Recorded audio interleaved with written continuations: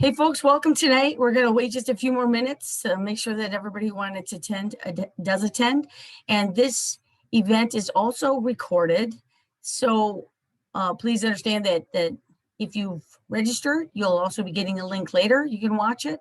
And the other folks who registered, some folks registered without being able to attend tonight, but they want to watch it later as well. That link will come out to those of you who have formally registered for this event. And we're going to wait just one more minute and make sure that everyone has a chance to get through kind of our gates here.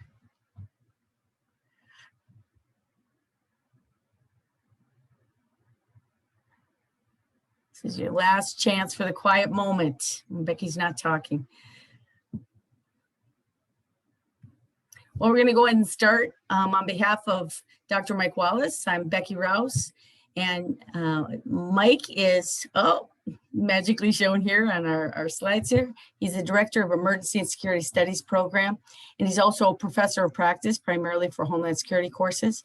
And then, as I mentioned, I'm Becky Rouse, Associate Director, AKA Mike's helper for Emergency and Security Studies Program, and also a Professor of Practice, and I primarily teach emergency management for this program. Tonight we have three terrific panelists who are going to be joining us.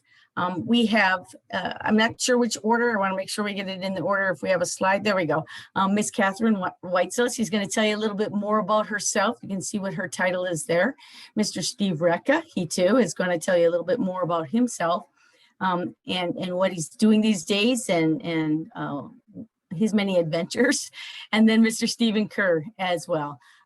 If we can go ahead and get started, the idea, the purpose, the focus for this second in the series of panel events is talking about gaining employment, starting your careers, preparing for your professions, and the like for security management, homeland security, and emergency management careers.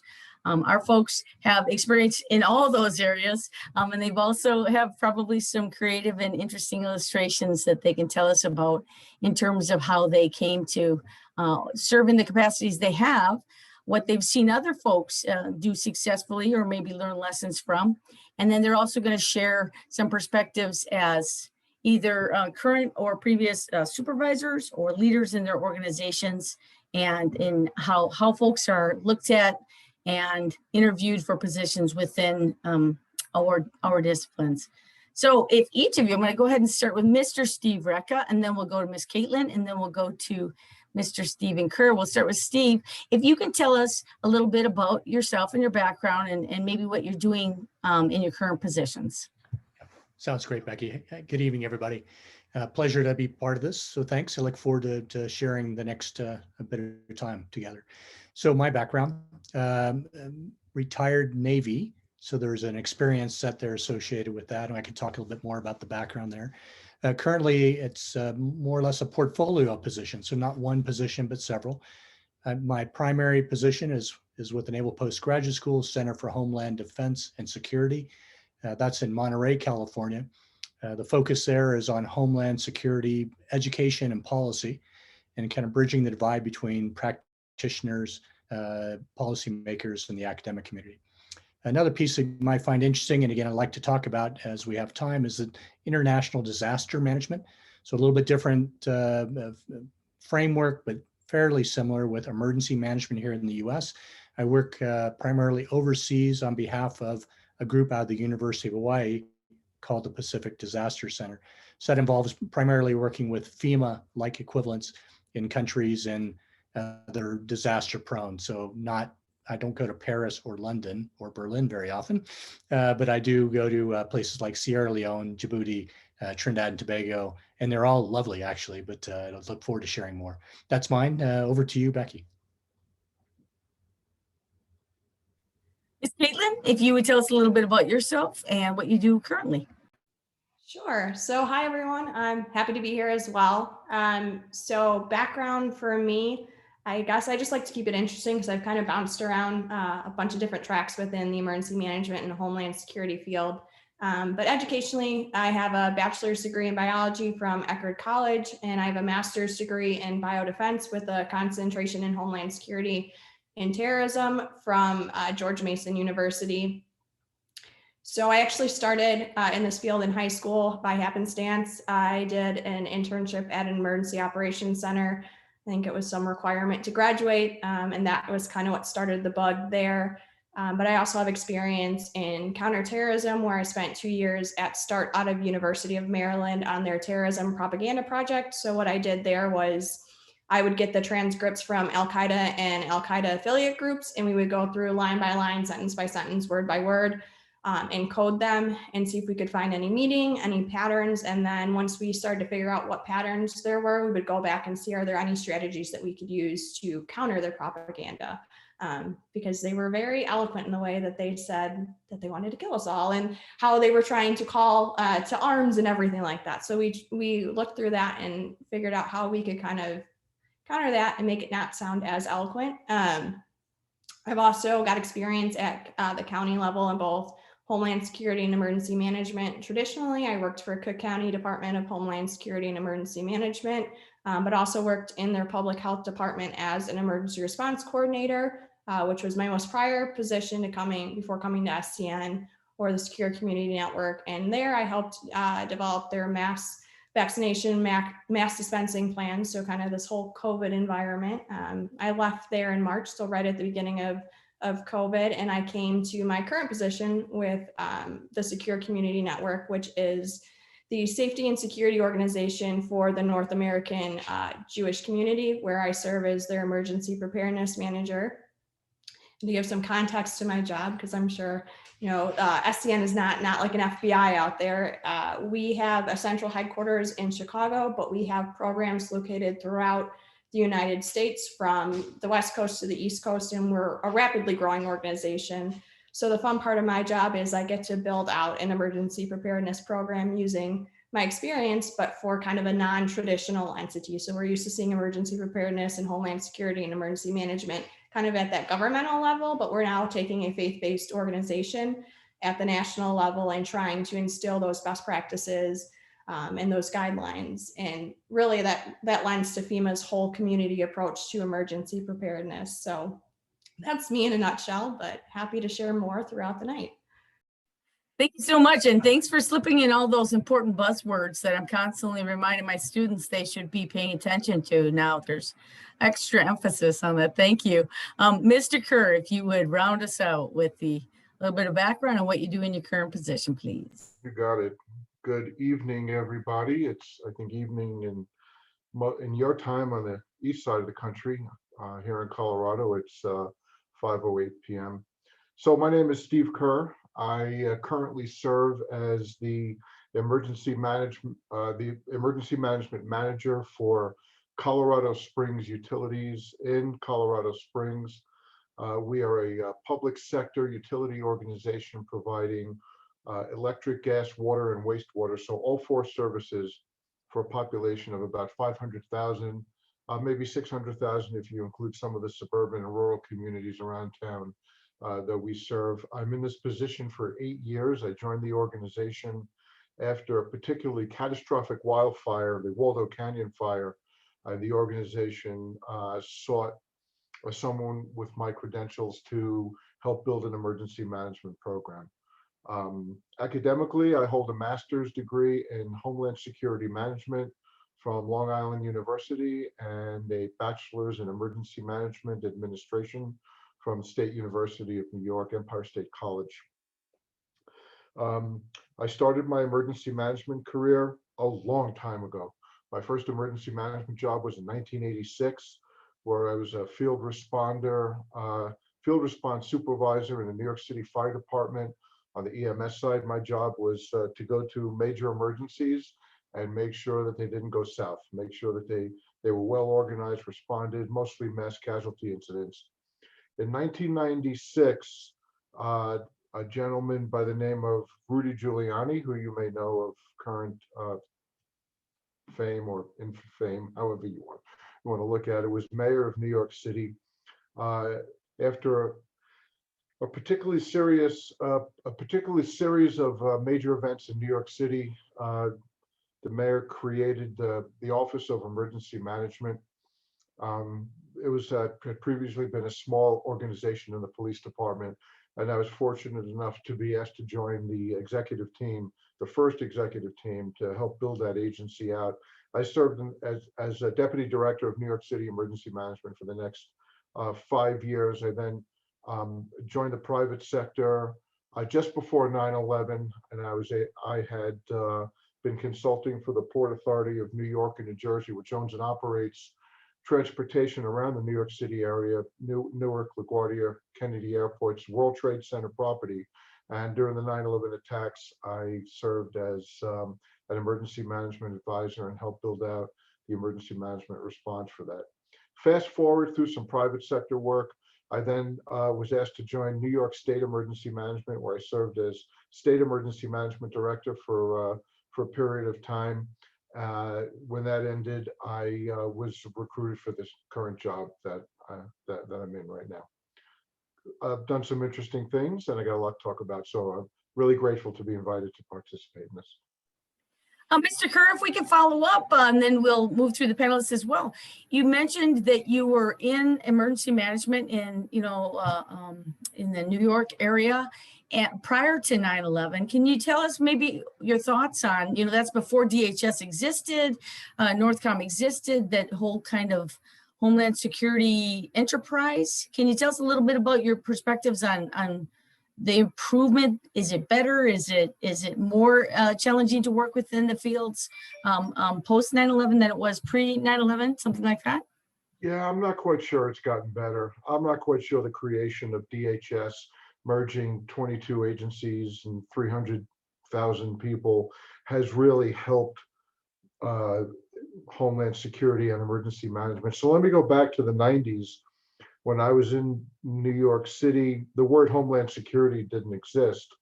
It was called Domestic Preparedness, quite frankly, which was based on a program called the Nunn-Lugar 128 City Program, named after 2 senators that legislated it. Funding was provided for 120 cities, New York City being one of them, to prepare for terrorist attacks.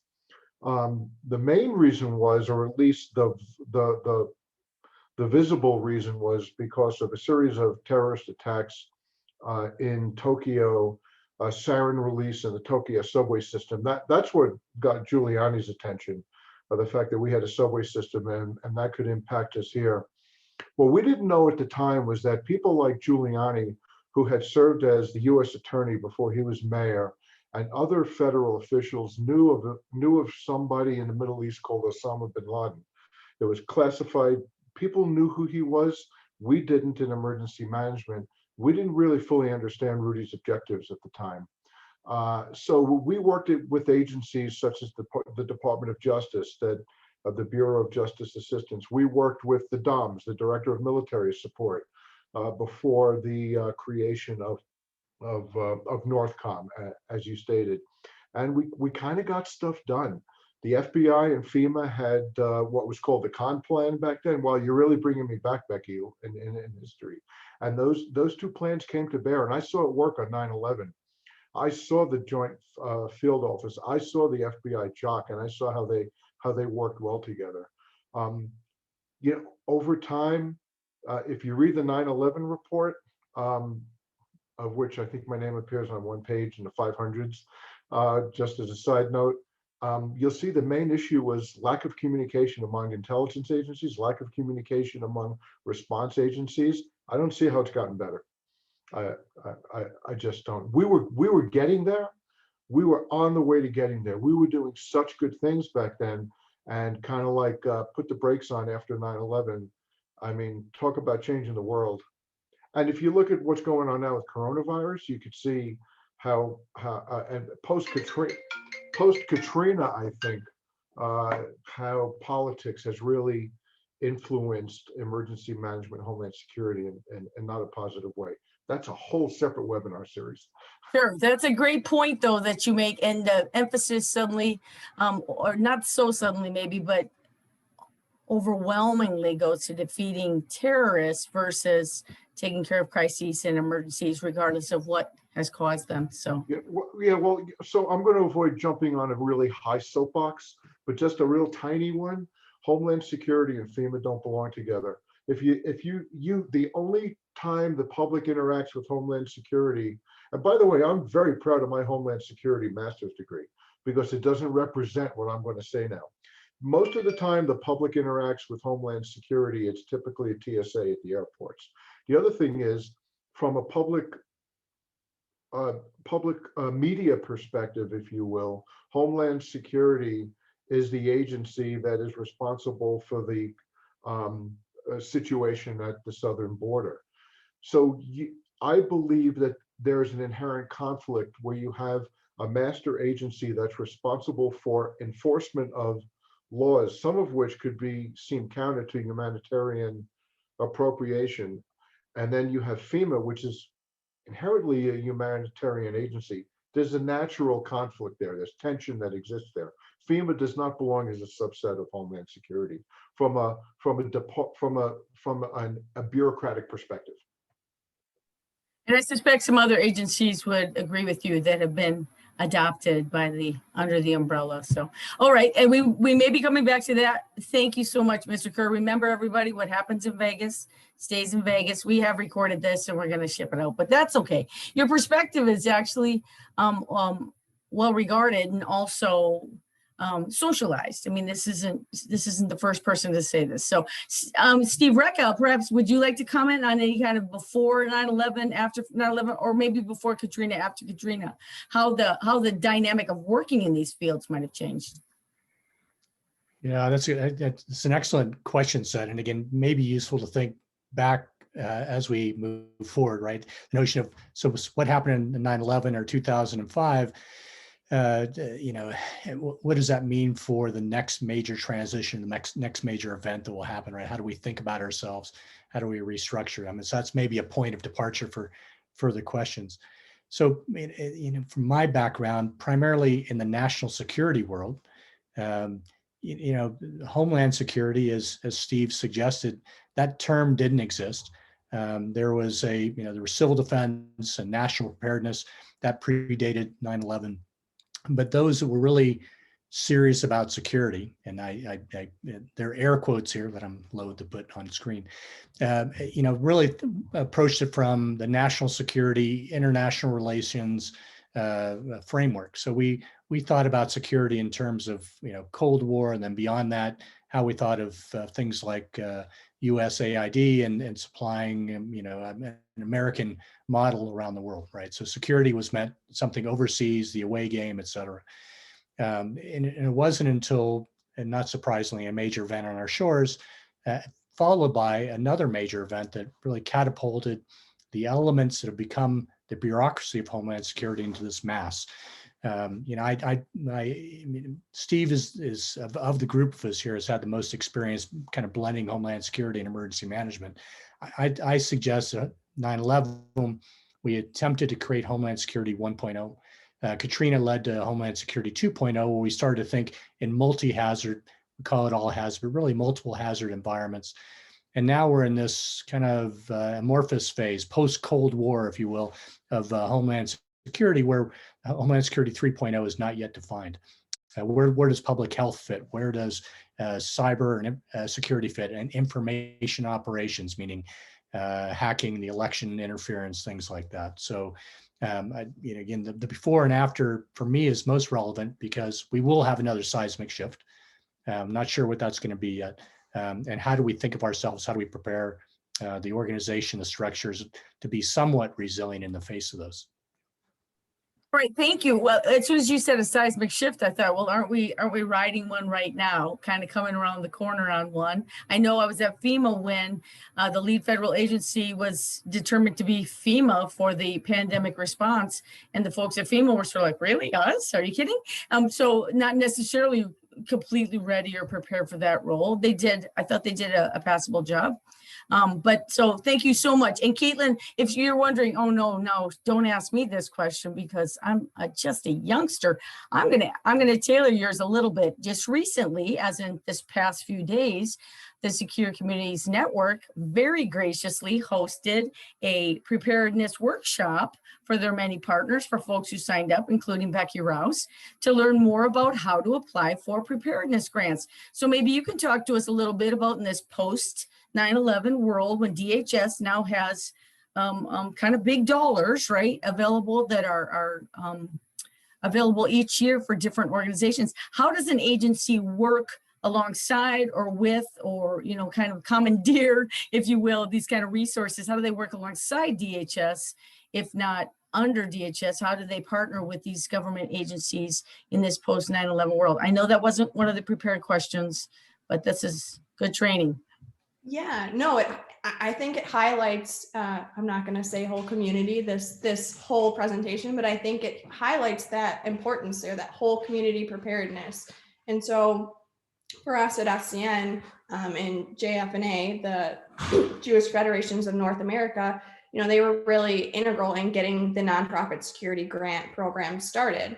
And that did come kind of as a result of 9/11. And so we have this unique role where we do have a partnership with our federal partners, where we do work with DHS and FEMA under these programs, and, you know, we lobby for the importance of it. So this year we went from 90 million to 180 million, and that was, you know, an effort of lobbying for the importance of this. And because we're embedded in these communities, we see the threats, we get the reports into our duty desk telling us of all of these anti-Semitic events that happen, and these hate crimes, and, you know, these acts of violence. So what we've been able to do is use our platform to help our partners who don't really maybe understand the emergency preparedness world or the grant world, and break it down for them into these workshops, or into reviewing applications, or doing threat assessments using, you know, we have people that are from the Israeli Defense Forces, we have people from FEMA, we have people from the FBI. And so we use that experience under this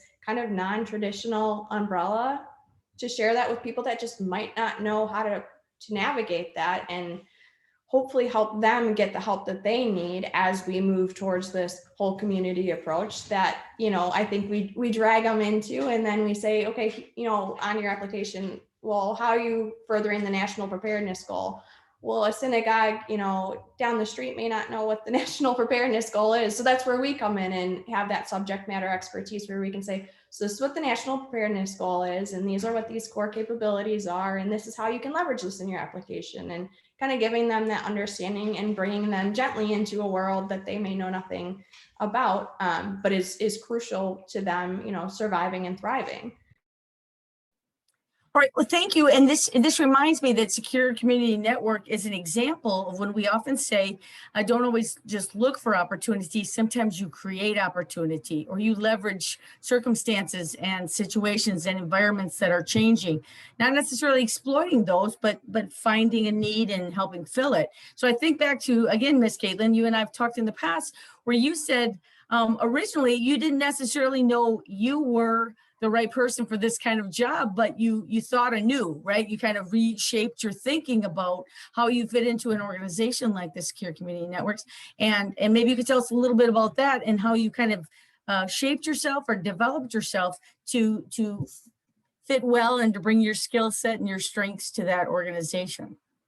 Absolutely. So I come from a government background, pretty much. I speak governmentese, and so I'm very much in tune with, you know, the FEMA, the NIMS, and all of that stuff. And so when I was approached for this position, you know, as I mentioned on the outset, we are the official safety and security organization for the Jewish community in North America. And, you know, outright, I'm not Jewish. I grew up, I'm Irish Catholic, and so, you know, I'm like, okay, well, how can I fit into this? Because I didn't grow up Jewish. I don't know kind of the structure of their beliefs, their community, and it's not a governmental organization. So that was where my experience was kind of like, you know, I don't know. But in talking with the organization and interviewing with leadership, I saw the need, and I think everyone gets into this field with that humanitarian view that they want to protect people. And I saw the need that the Jewish community needs protection. I mean, they account for something astronomical, like 60% of hate crimes that are religiously motivated.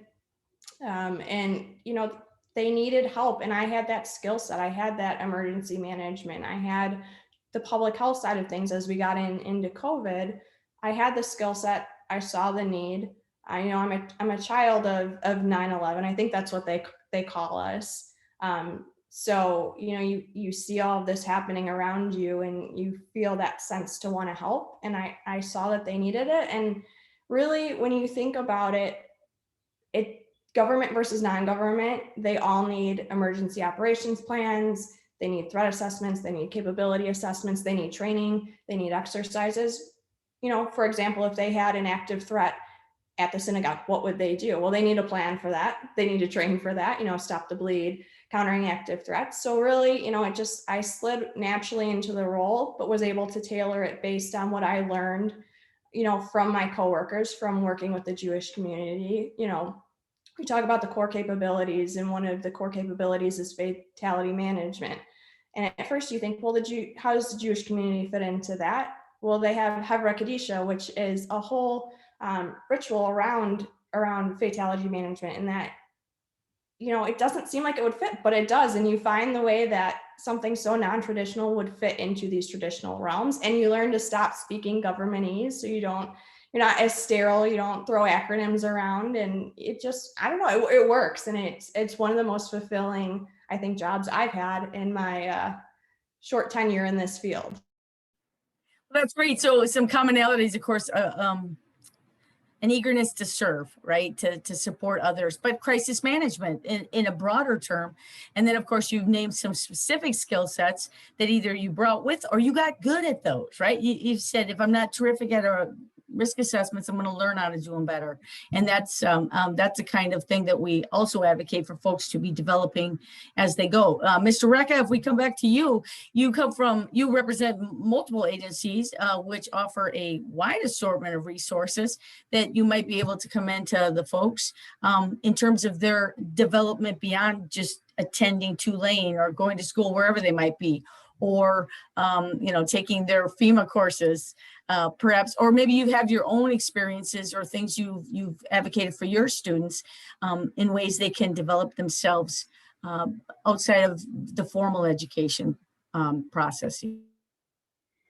Yeah, thanks, Becky. I mean, there's kind of a standard set of things to consider, and I see in the chat Frank has asked a question about that too. So there are volunteer opportunities in and around emergency management, less so on the security side, but there's still some opportunities there. And volunteering, especially for those that are paying tuition, can be problematic. But the notion of getting your foot in the door, it probably can't be understated, right? And the volunteer opportunity that leads to a paid opportunity that leads to a career. The other is a capstone or thesis project that then allows you to engage on an applied research area, or something where you're engaging with an agency on a practical problem, trying to help solve that agency's problem. So the Naval Postgraduate School Center for Homeland Defense and Security Master's Program requires a master's. Now, these are all public service officials that go through that master's program, and they often tie their thesis and their research to a problem within their agency. And that helps advocate for their solution, helps them with their career advancement as well, right? I'm solving my agency's problem. So the capstone thesis idea is a good one. Internships, paid and unpaid, right, are clear an option. Another way to think about expanding how you get into a field, how you think about a field. Let me just throw some ideas out. One is on your own, or ideally leveraging the resources of Drs. Wallace and Rouse here, is getting them to pay to have you go to a conference of some type of event where you're engaging with professionals in the field or academics in the field, where you're actually looking at real world problems. You present yourself.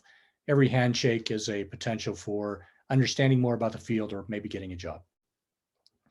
The other is to take training and academic courses outside the field of emergency management and Homeland Security. My general thought, and I'll stop on this point and turn it over to the other panelists, is that look at geospatial technologies, look at information technologies, cyber related, and public health classes and understanding public health. And that's not a new one. It's new because we're all talking about pandemic. We're talking about public health. But those three categories are areas that are here to stay. And they all apply to what we do in Homeland Security, on a harder security side, as well as policy and in emergency management. So stop there. Okay, thank you so much. I kind of put him on the spot too by torturing the question before I came back to him. But I think what Mr. Recca or Steve has told us too about thinking outside what we think are our traditional lanes, kind of having that imagination, as Mr. Kuhr mentioned earlier, the 9/11 Commission report, the failure of imagination, trying to see where the future of our fields are as well is a critical point. Steve Kuhr, if you would like to also answer the question, and there's a whole range of places you can go with this now, what kind of advice, things you might have done yourself to prepare yourself beyond just your formal education or your career field, or things you've seen others or advocated? Sure. The one thing I'd like to talk about before I talk about me is where the opportunities exist. So when I was coming up in emergency management, it really only existed at the community level. There were emergency managers, depending what state you were in. So let's say New York State. Article 2B of the state executive law requires that emergency management exists at the state level and in all counties and in all cities over a certain population. Below that, emergency management agencies are not required. In New Jersey, at least back when I was in New York, the state law required emergency management down to the village and hamlet level. That could be a single person reporting to a police chief, whatever it was. After 9/11, what happened was the industry kind of exploded in a good way because there are emergency managers in some form. They may not be called that, they may be called crisis management or business continuity, but they exist in just about all business sectors. So I would encourage the students, if you don't teach it, and if they haven't learned it, to look at the National Infrastructure Protection Plan, or what we call the NIP. That's the Department of Homeland Security NIP. And then the NIP defines 16 critical infrastructure sectors and some subsectors. Emergency management exists in all those sectors now. I'm a great example of that. I work in an organization that encompasses the energy sector, which is one of the 16 sectors, and two subsectors, the electricity subsector and the natural gas subsector, the dam sector, which is another one, and the water and wastewater sector. So my organization is responsible for all those, and as an emergency manager and physical security leader, I'm responsible for all those as well. So there's opportunity in the healthcare environment. Public health, different from healthcare, right? Especially in coronavirus. Hospitals are overwhelmed, and they're marketing right now. They're looking for emergency management professionals. I see those jobs. Public health agencies, there have been a bit of an expansion of public health agencies. I had an intern work for me for a couple of years ago from North Dakota State University Homeland Security program. He got his bachelor's and master's. He's now an emergency manager in the health department, similar to what Kaitlyn described in her experience in Illinois, in Mesa County, Colorado. And he's leading the coronavirus efforts out there. So that exists. Transportation agencies, rail agencies in particular, most of them have emergency managers. There was a recent job posting for a director of emergency management for New York State Metropolitan Transportation Authority. A good friend of mine was the director of emergency management for WMATA, which is better known as the DC Metro. So those opportunities exist.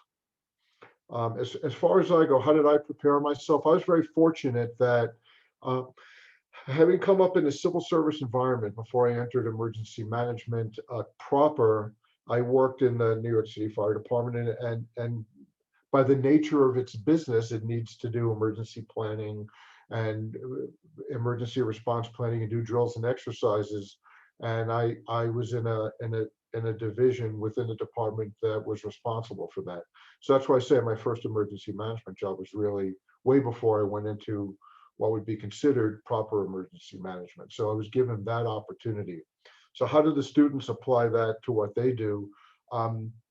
It's both a challenge and yet the opportunities are out there. So it's really important to look across the industry. Financial sector. I've worked in the financial sector. I did emergency management for the World Bank. I was consulting, but I was there for a year. The Securities and Exchange Commission. I did work with them. But transportation agencies, hospitals, especially big hospital networks, look for opportunities, entry-level opportunities, get your foot in the door. You'll have the degree, but yeah, you got to have some mud on your boots to get that done. And I think my good friend Steve Recca is right. Some volunteer opportunities.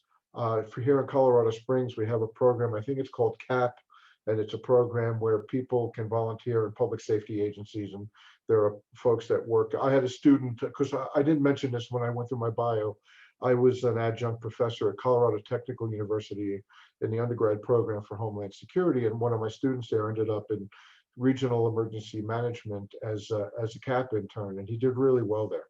So those opportunities, those exist. But please don't look at emergency management as just at the community level. That's not true anymore. Again, I'm an example of that. I did it at the community level, I did it at the state level, and now I'm in the work for critical infrastructure. Many of you have mentioned about the volunteer positions. Thank you, Mr. Kuhr. And it occurs to me the times that I've either needed something else to do. Perhaps I was born being newly retired for the first of 12 different retirements I've had, or for whatever reason, or maybe I was looking for engagement for my students. But whenever I walked in someone's office and I said, here's the kind of things we can do, and here's what I'm willing to learn more about, can you use me? Never been turned down. And it's not just me. Every time we've advocated for other folks to do that as well.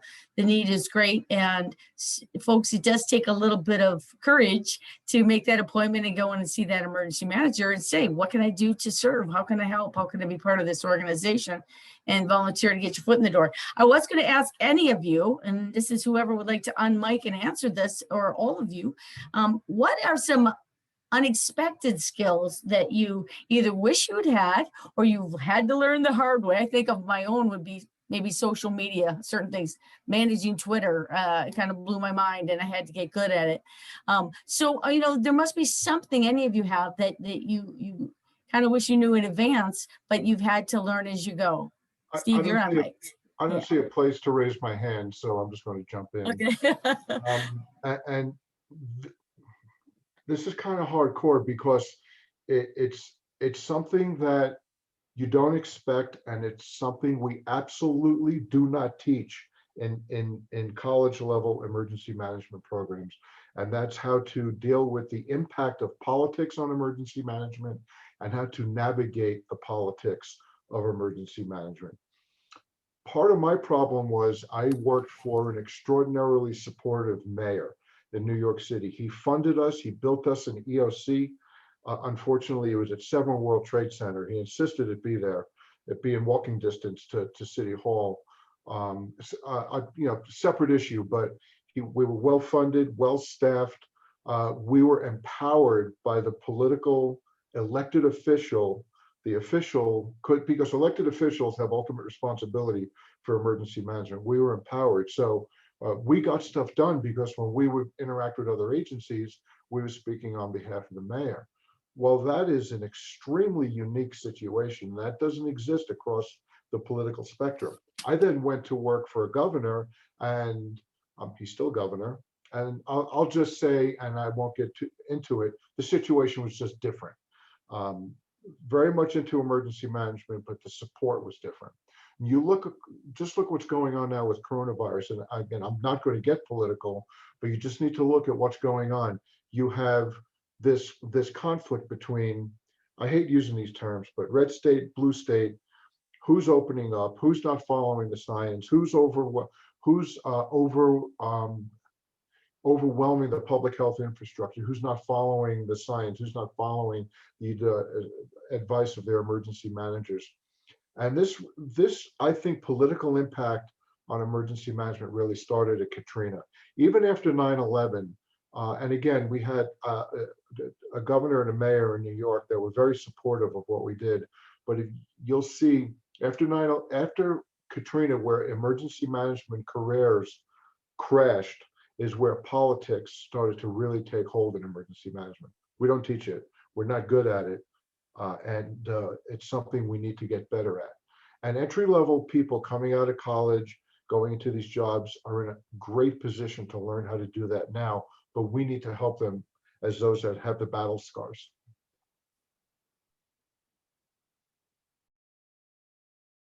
Thank you. That is a good one. I think about some exercises where we've tried to inject that.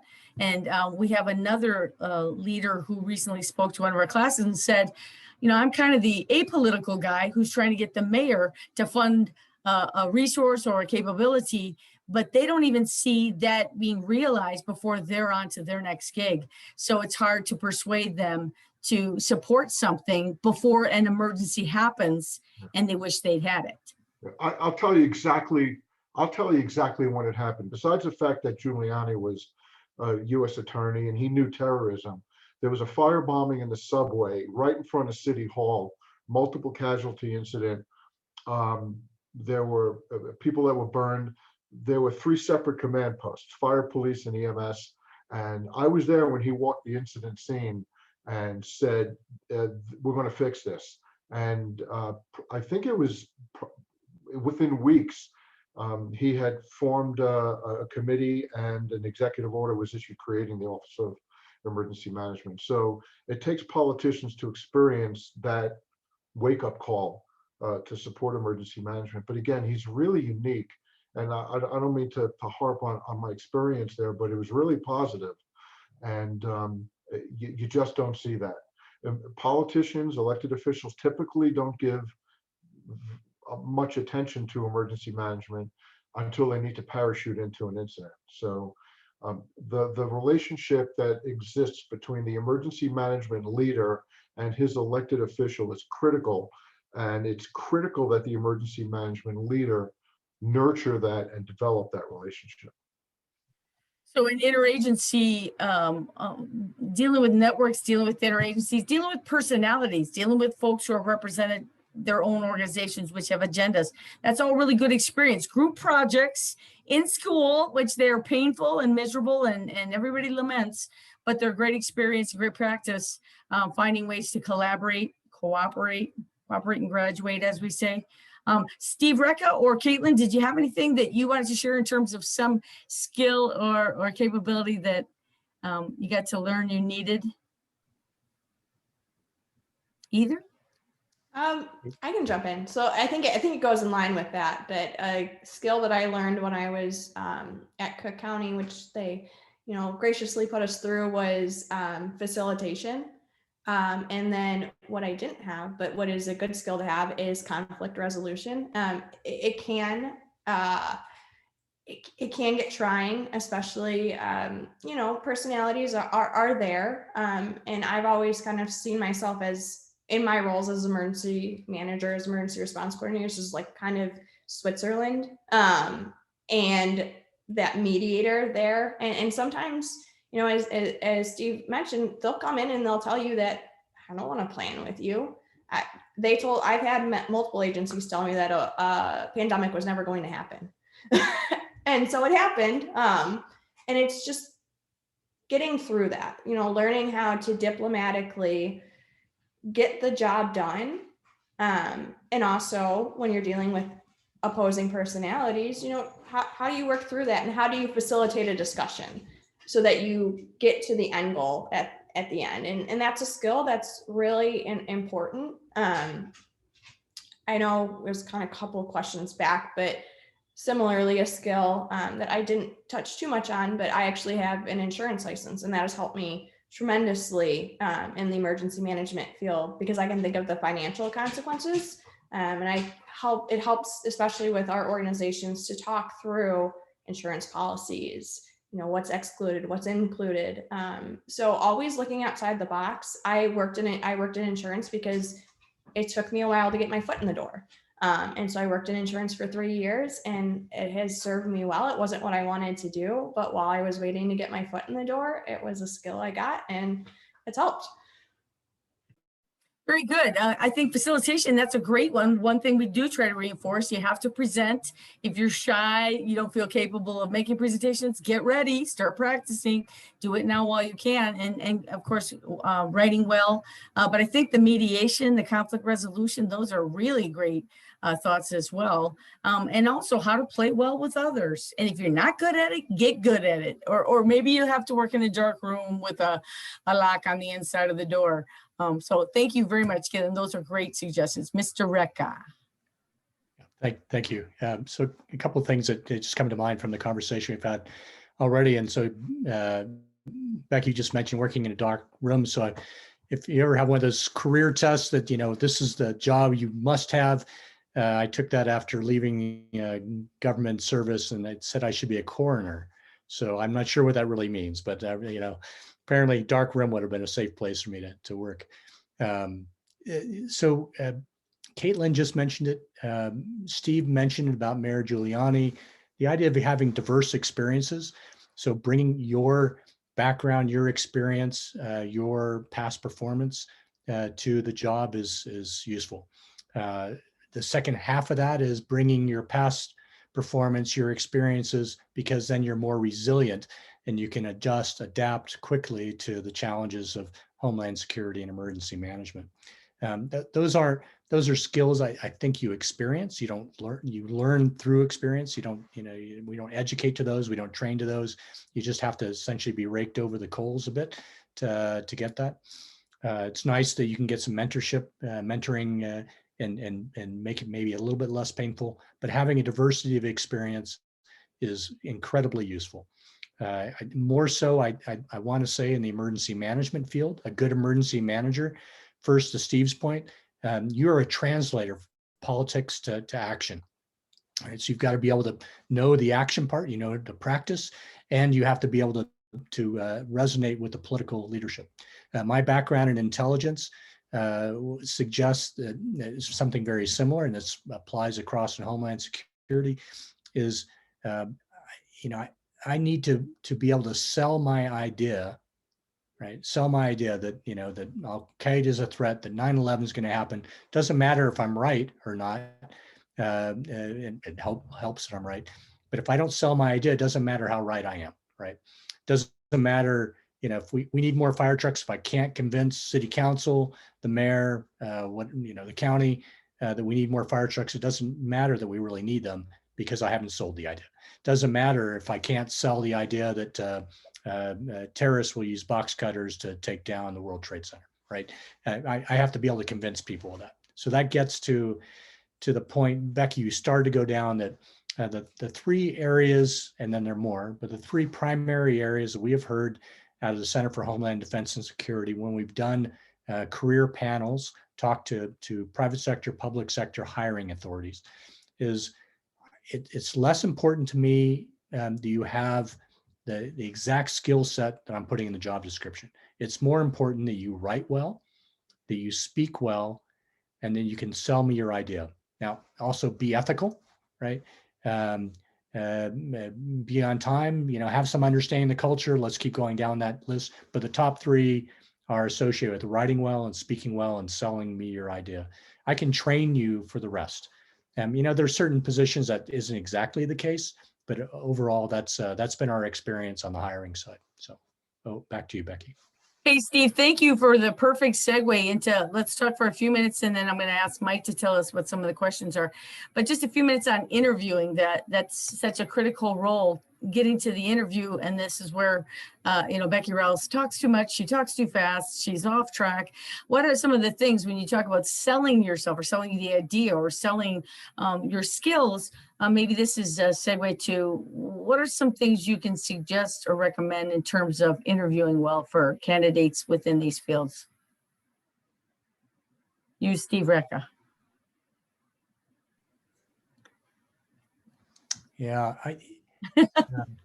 So, I mean, it gets back to what I think I just said, Becky, the notion of when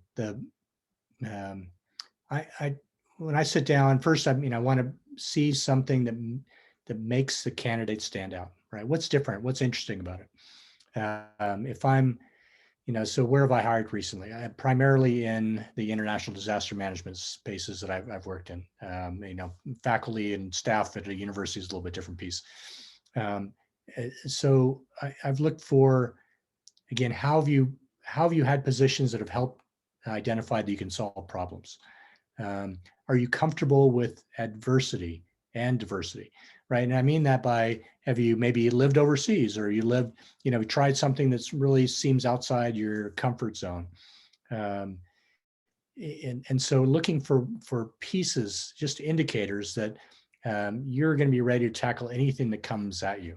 Now, that's my bias. And then some of us else on the call here and speaking have come from backgrounds where you've had to respond quickly, kind of get over yourself, be part of a team. Having that background leads my bias to say, I want somebody that kind of can do that too, right? Because then I know for sure that when I throw something at you with very little information, and I need that done by tomorrow, that you're going to tackle it and just get it done the best you can, right? And so those pieces to me are the primary ones that I look at. I mean, we can talk about credentials, we can talk about educational background, and those are important. So not to take those off the table, but those are something you should have. But what separates you above and beyond that? Okay, thank you. Very, very good insights. Ms. Kaitlyn, you had your mic off as well. I know you're ready. Yeah. So I thankfully I've never had to hire. I have not reached that stage in my career, but I can give kind of some insight that's helped me as I've made it through the interview process from things I didn't do well. My first time out, and your first time out, you don't know what to do. You don't know what to expect. But for me, especially, with my latest interview, is you got to research the company. And that's going beyond their website. That's looking at what they're doing in the news, what products they're putting out there, because I might make myself look like a pretty big millennial here. But if you think of interviewing like the dating process, so your resume is like your dating profile. So everyone can read that, and they know, your education, they know kind of what your experience was, but they don't know why you're a fit with the company. So when you go into that interview, if you've researched your company and who you're applying for and what they're doing and what their missions are and what their goals are, that's your time to shine. And that's where you leverage that experience and tie it back to their goals. And you also want to ask them questions, because that'll also give you that opportunity to tie it back. I know when I've been in recent interviews, I've asked, what do you expect of me in 30, 60, 90 days? And then I could tie that back to my experience, either running a program or running plans and stuff like that. Or I would ask, well, where do you see your organization in 5 years? And then I would tie my experience back to helping them reach that 5-year strategic goal. So, you're really trying to sell yourself, but you're also trying to figure out, you're on that first date with that interview, like, are we a fit? Are you a fit with me? And so if you really want that job, you really got to make them like you and make you think that, I'm a good fit. We can do this journey together. And like I said, that makes me sound like a total millennial, but it's how I've gotten through, is that we're all trying to just kind of date until we find our future career.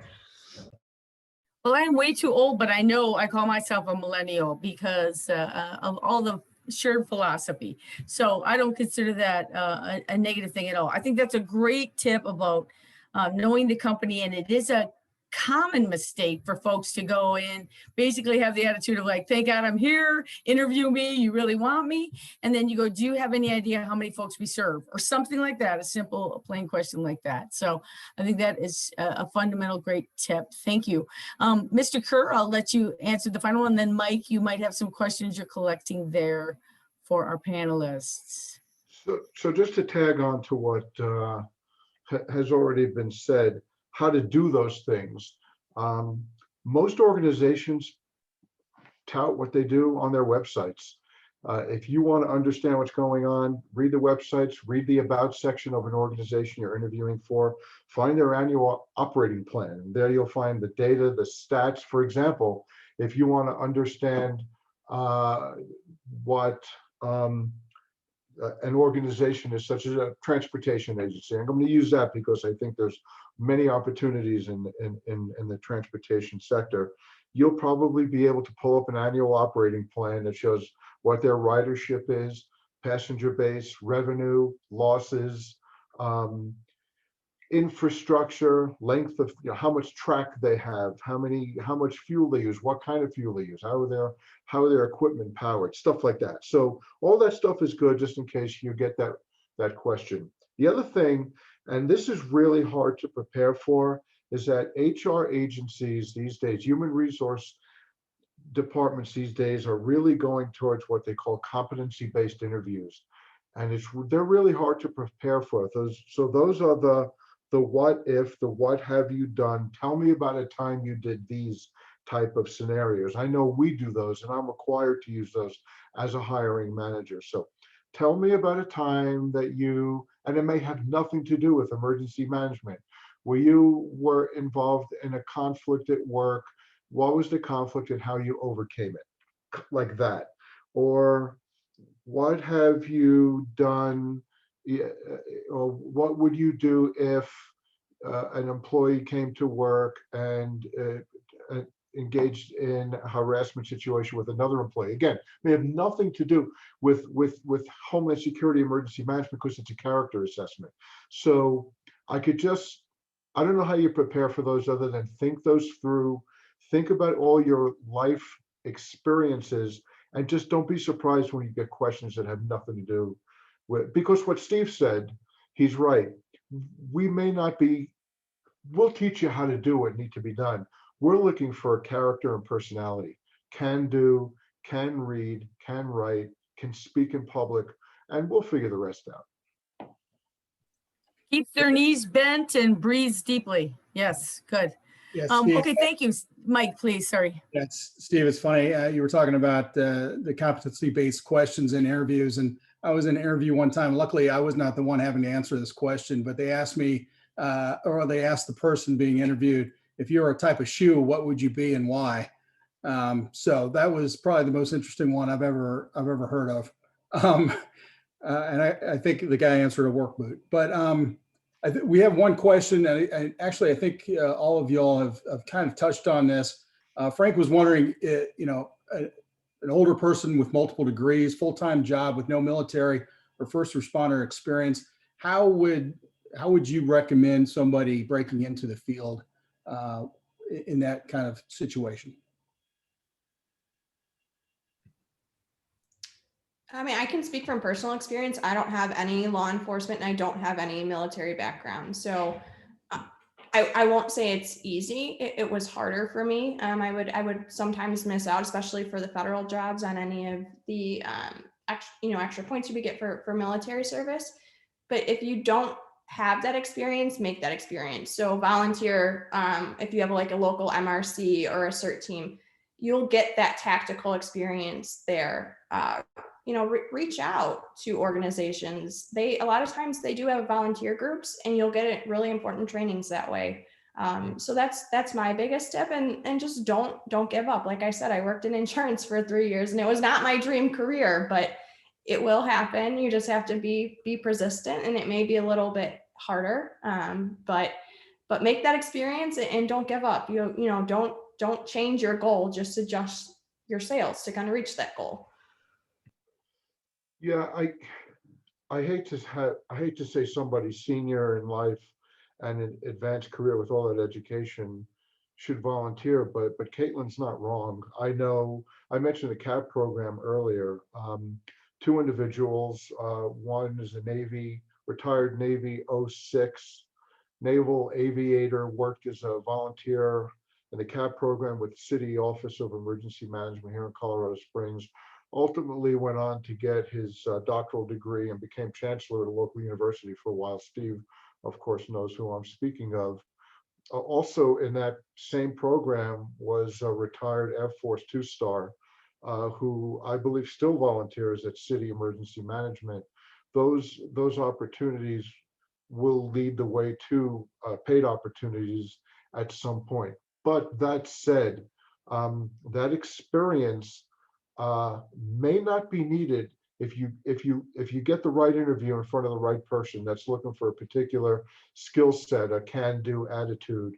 I've done this kind of thing and I could apply it to this kind of thing, kind of scenario. So it is not a very big industry, and it can be hard to get into. Well, before I said it was broad, and now I'm saying it's not big. It's both. It's both. It's very broad, but the organizations are typically small. I'll put it that way. So there are opportunities. Yeah, I just jumping into just the same point, and Frank, I typed a little bit in there already. The volunteering piece is also the way to get references, right? So not only do you learn the language, you learn the culture, you get recommendations, you get references, you're seen, and so you become part of the team, and part of the team as a volunteer. Then all of a sudden you're part of the team as a pay into the position you want. And again, I'm also in Colorado Springs. Steve and I share some of the same contacts within the emergency management circle here, but more than once we've seen those that volunteer get paid positions that are meaningful. They had different experience, varied experiences, came in unpaid volunteers starting out, doing dishes, making coffee, essentially. Not really. Well, maybe too. We all do the same thing. So it is a small community. But that led to meaningful positions in emergency management. Homeland Security and the security side, that's harder, right? It's just the nature of security that doesn't have as an aggressive of a volunteer network. It's probably for good reason.